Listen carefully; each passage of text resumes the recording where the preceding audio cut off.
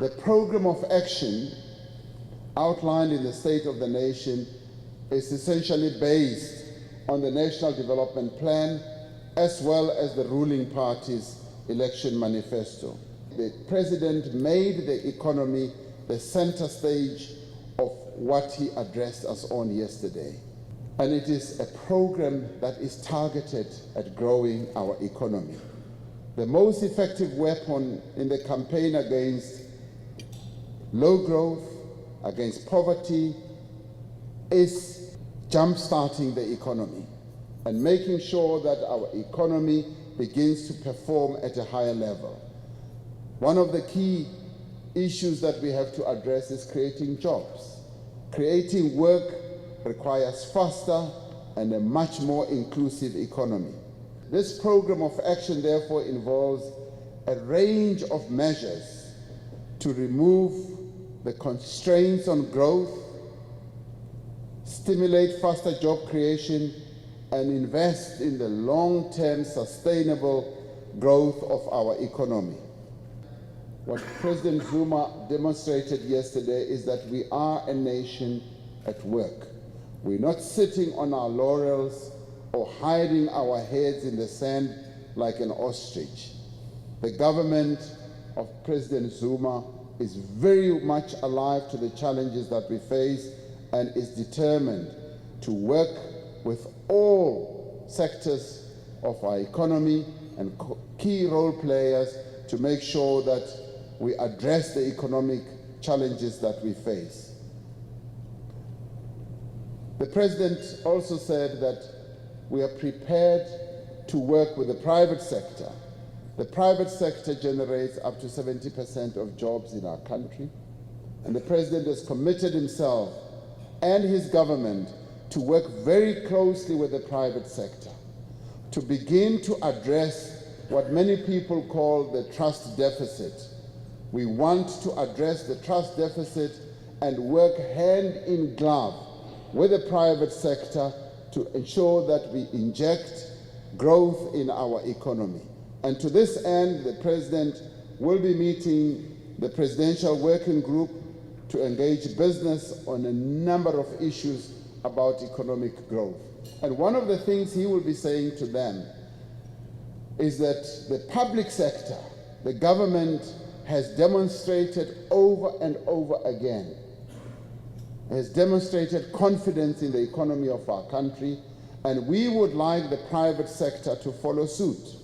We would like the private sector to also invest in this economy, to get over this low level of investment that we've been going through.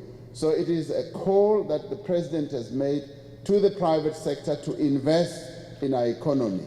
But in doing so, at this meeting that he will hold, he will listen very carefully to what the private sector has to say, so as to understand what they articulate as constraints to economic growth, so as to hear carefully what their proposals are in terms of getting engaged more effectively to generate growth in our economy.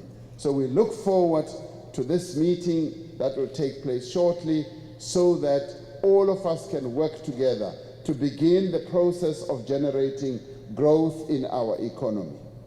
We will also engage with various other social partners to arrive at a common approach at encouraging economic growth and stability and reducing inequality in our country. And a particular area of focus, as the President addressed us on yesterday, is going to be in the mining sector. Mining sector has been going through a lot of stress, and there are quite a number of problems apart from the strike that is ongoing, which is being addressed by the partners involved in that process. There are a number of other issues, living conditions, housing conditions, that the President addressed yesterday. And he will now be taking forward the process of the implementation of the framework agreement that was arrived at under the leadership of former Deputy President Kgalema Motlanthe. Work will also continue at interministerial level in addressing the infrastructure key challenges that we face in that regard. The President spent quite a lot of time addressing the challenge of energy. We've identified energy as a huge constraint to our economic growth, and the government has decided that it is going to take steps to address this major challenge. And the President articulated clearly what our strategy is on energy, and that we are going to embark on a sustainable energy mix that comprises coal, that comprises solar, wind, hydro, gas, and nuclear energy. It will also include focused efforts to bring the Medupi and Kusile power stations online in the shortest possible time and proceed to ensure that they come into generation sooner than we had hoped for, so that they can contribute to the grid and increase our energy power. A critical part of our efforts to grow the economy is a massive, coordinated focus investment in the economic and social infrastructure. Infrastructure is still the key area of focus for our government. We have an infrastructure backlog, and the President articulated this very clearly yesterday, and we've already made huge progress. R1 trillion has already been invested, and we're going to be investing close on to 900 billion rand going forward in the next 3 or so years. And that is a clear sign of confidence in the economy of our country. It is meant to address precisely the constraints that we have identified. The other key area is the area of skills. The skills shortage, the government has pulled out all stops to make sure that our young people get skills, they get proper skills as to be able to contribute to the growth of our economy. This government invests, as we all know, much more on a GDP contribution basis in education, and we are beginning to see that we are gaining traction. Young people are beginning to take up a number of training opportunities that are available. What we also want to see is the private sector coming to the party in as far as opening up opportunities for young people, internship opportunities, learnership opportunities, and ensuring that they also give young people opportunities to get bursaries and go and learn.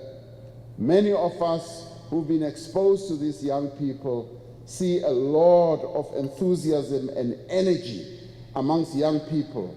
They just simply want to learn. They want to become skilled, and what we have to do is to give them the opportunity. We have to give them the tools, we have to give them everything that we can to make sure that they get these skills as to be able to make a contribution to our country.